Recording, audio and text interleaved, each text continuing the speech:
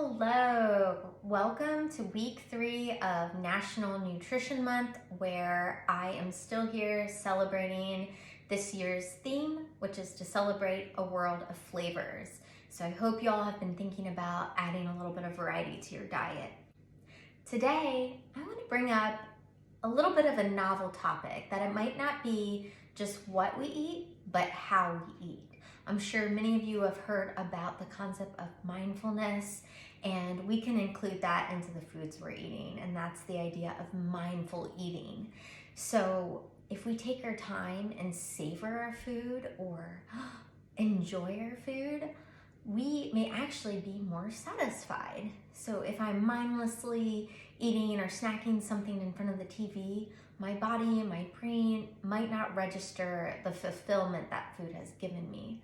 Whereas I sit down at the table, think about how my food tastes, the feel of the food. Does it smell like? Does it make a crunchy sound? So we're kind of thinking about that food with all 5 senses.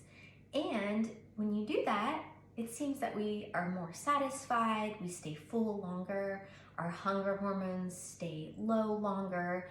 So what I'm telling you is to really go out and enjoy your food, savor your food.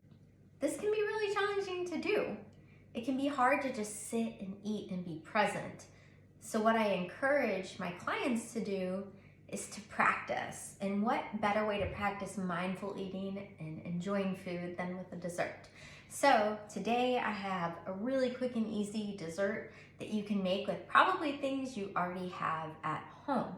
So I'm sure if you're anything like me, you may always be looking up ideas for how to use up ripe bananas. So right now I have 3 ripe bananas. The browner the better to make it sweeter.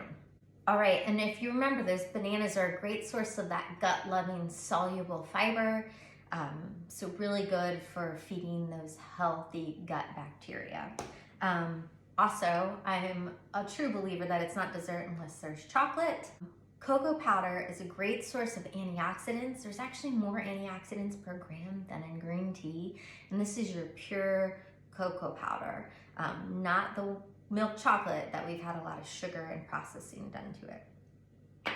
And for satiety, you know, I like my fat, so I have some natural peanut butter. Once again, this is the kind without any sugar added. So we're actually adding a little fat and protein to that cookie. It's gonna keep me full pretty long. That combined with the fiber in my bananas.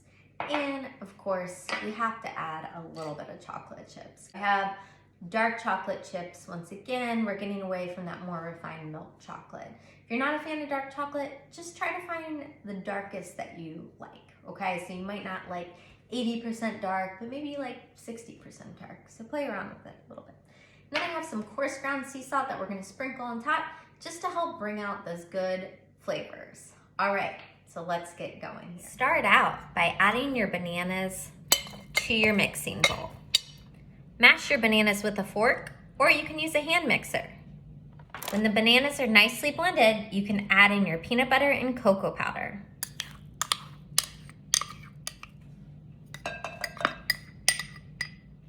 Mix until well combined.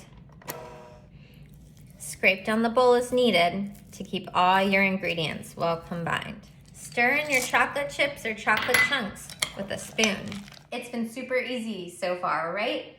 So now that I have my batter all blended and ready to go, I'm just gonna drop it by spoonfuls onto my parchment lined baking sheet, and I have my oven preheated to 375 degrees.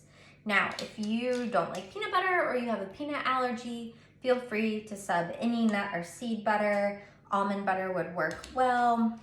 Pumpkin seed butter, sunflower seed butter, all of those would work. Cashew butter would be really good. And recipes are adaptable to make it your own. And then I'm just gonna finish it off with a little sprinkle of coarse sea salt to help bring out that yummy flavor. Practice that mindful eating. We'll really savor these cookies. All right, I'm gonna pop them in the oven and I'll see you back soon. All right, so these cookies should cook anywhere from 15 to 18 minutes.